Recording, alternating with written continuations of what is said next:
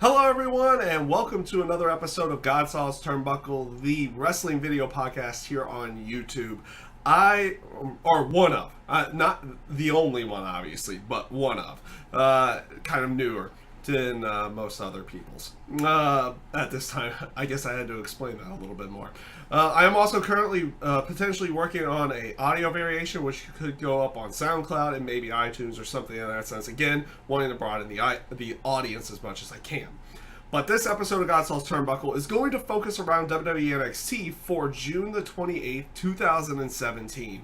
And I'm not going to lie, this was a good show. This was a really good show. There wasn't too much really to it. You saw some video packages and everything to go along with it. The setup for next week's matches, everything to go along. Next week's match with like Bobby Roode and Roderick Strong. But we'll go right from the beginning here. Yeah, the Velveteen Dream going up against Ho Ho Loon. And this is more of a squash match for Velveteen Dream. He got the win, everything in that sense. He has like, very good mannerisms and everything about it. He plays it off as making people feel a little bit more uncomfortable at any given time to go along with everything. And I think it actually came off as he comes off really good in the terms of character mannerisms, everything in that sense. It'll be interesting to see who his first program will actually end up being with. But yeah, pretty much just a squash match there. So, obviously this was the night that they were going to have Asuka going up against Nikki Cross for the women's title in the last woman standing match. So they have Asuka, she's being interviewed again in a car. We saw how that last one went with everything.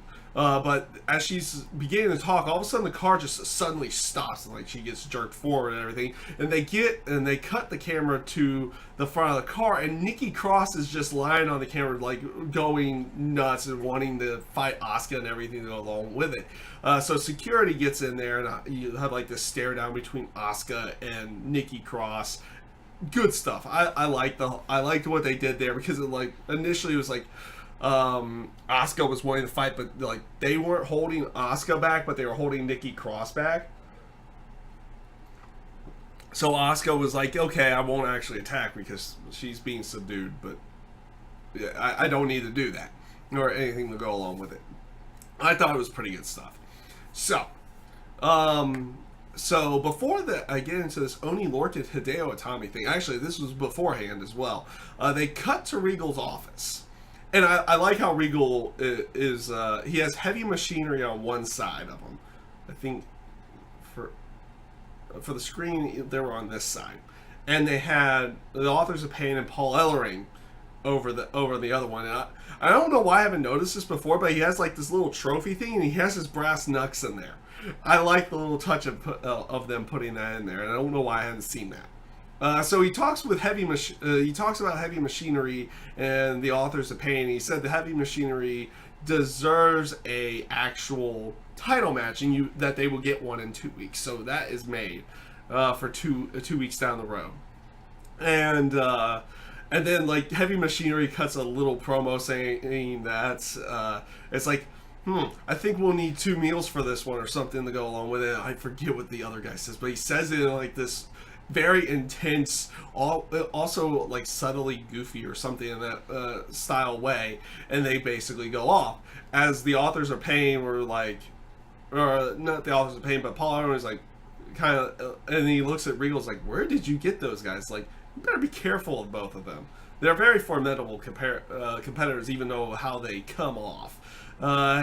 This is a good one. I like this promo, and I like how they basically Regal was like, okay guys, I get you two teams don't like each other, everything in that sense, but this is my office and not a ring. We're not going to have a fight in here. And it's like he asserts that he is the authority in every way, and I like how they came off with that. So let's talk about this Oni Lorcan Hideo Itami match. This was definitely a different style match here. So you had them coming out there, and Oni Lorcan just starts opening up on Hideo Itami with like stiff shots, like right at the beginning. But apparently he had like busted his nose or something like that. He was like good amount of blood was coming from Hideo Itami's nose, and the doctors come out and they stop the match. So Hideo, and he doesn't look too pleased about it either, in everything in that sense.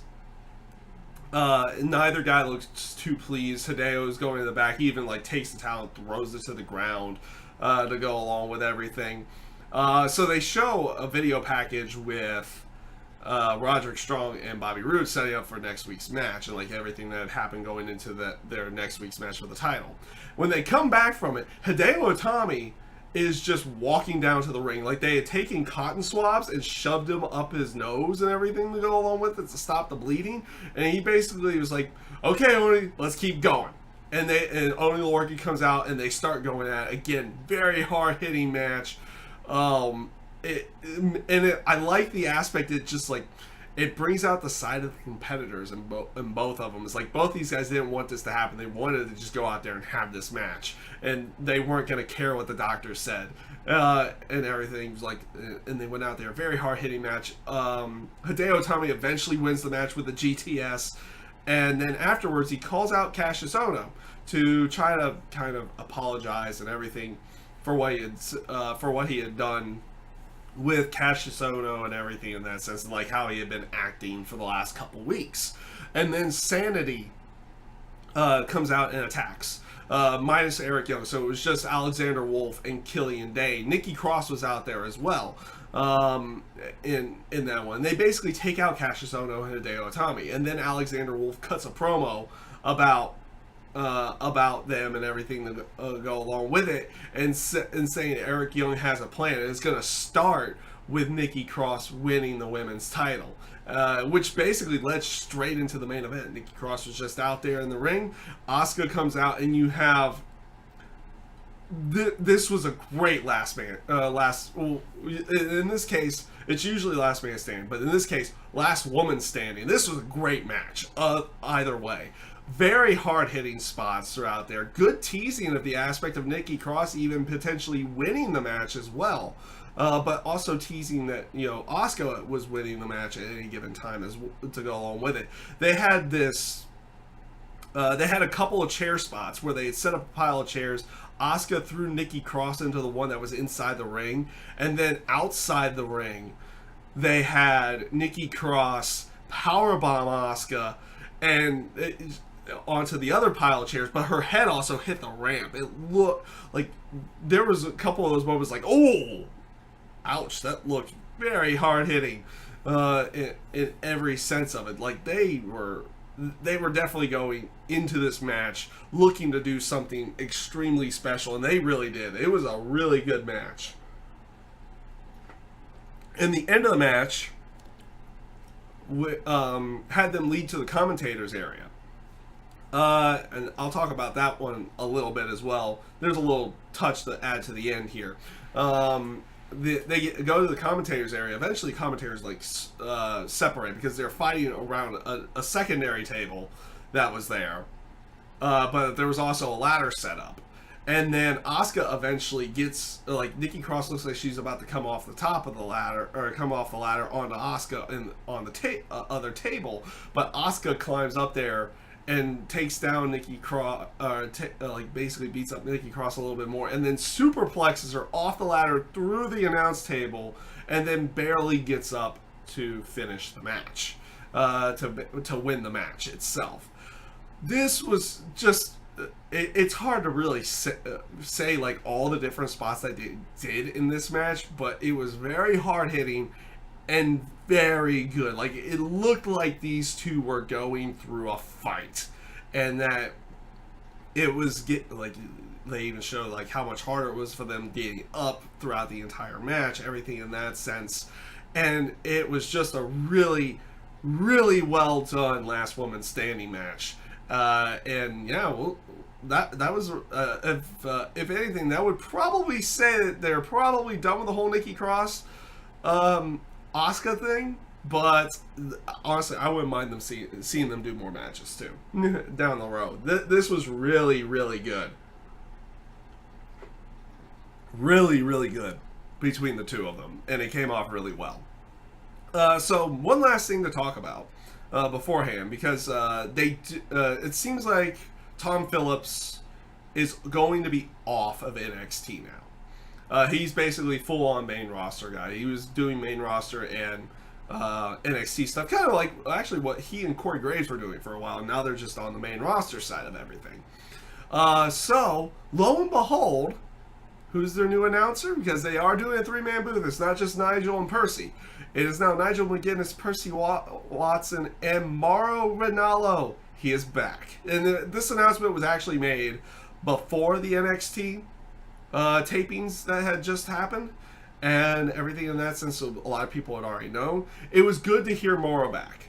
And now he's kind of down in that NXT side where it probably suits him a little bit better in the terms of how he calls things and everything in that sense. Like, the NXT side is definitely got a different vibe than Raw and SmackDown, which both of them kind of have their own different vibes, but like NXT's is vastly different from both of their sides of everything. And I thought he came off really well tonight, working with both Nigel McGuinness and Percy Watson as well. So it's good to see Mauro Ranallo back in every sense of that word, and that he wasn't going to be fully gone from the company after what had happened with him leaving SmackDown and the whole stuff with JBL and all that stuff. Now, don't get me wrong, that doesn't mean that like JBL technically didn't do anything or hasn't done anything in the past on that side. That's for a different talk for a different time to go along with it. It's just good to see Mauro back